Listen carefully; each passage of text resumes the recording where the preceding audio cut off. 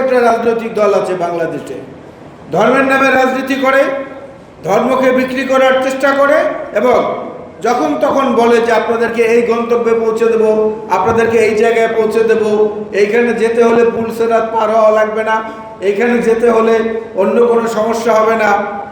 ধর্মকে যারা ব্যবহার করে তারা হচ্ছেন ওই ধরনের প্রতিবেশী।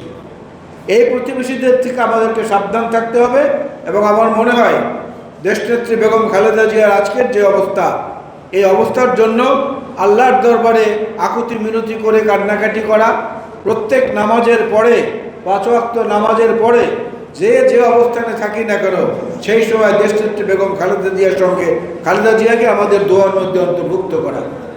আল্লাহ রাব্বুল আলামিন যেন ওনাকে কষ্টহীন পরিণতি দান করেন, আল্লাহ রাব্বুল আলামিন যেন ওনাকে আর যন্ত্রণা না দিয়ে সুস্থতার নেয়ামত দান করেন।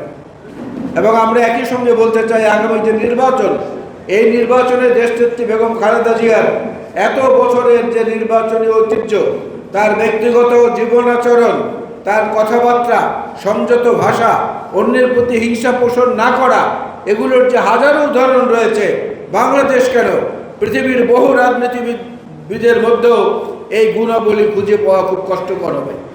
আজকের দিনে আমরা মনে করি জাতীয়তাবাদী নবীন দল একটি উপযুক্ত সময়ে এই দোয়া অনুষ্ঠানের আয়োজন করেছে। আমরা এখানে প্রাণ ভরে আল্লাহর দরবারে আকুতি জানাবো, দেশনেত্রী বেগম খালেদা জিয়াকে যেন সুস্থতার নিয়ামত দান করেন, আবার আমাদের মাঝে ফিরিয়ে দেন।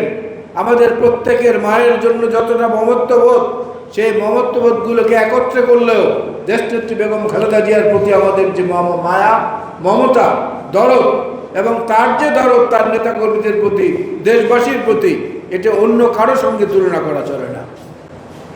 আমি জাতীয়তাবাদী নবীন দলকে বলবো, এখানে তাদের নেতারা বলেছেন বিএনপির গঠনতন্ত্রে অন্তর্ভুক্ত কতগুলো অঙ্গ সংগঠন আছে, কিন্তু এর পাশাপাশি আরেকটি বাস্তবতাও আছে। যখন খুব কঠিন সময় ছিল ফ্যাসিবাদী শেখ হাসিনার আমলগুলোতে, সেই সময় ওই ধরনের অনেক অঙ্গ সংগঠন যে ভূমিকা রাখতে না পেরেছে, এই জাতীয়তাবাদী নবীন দল সাহস করে বারবার সেই ভূমিকা নেবে।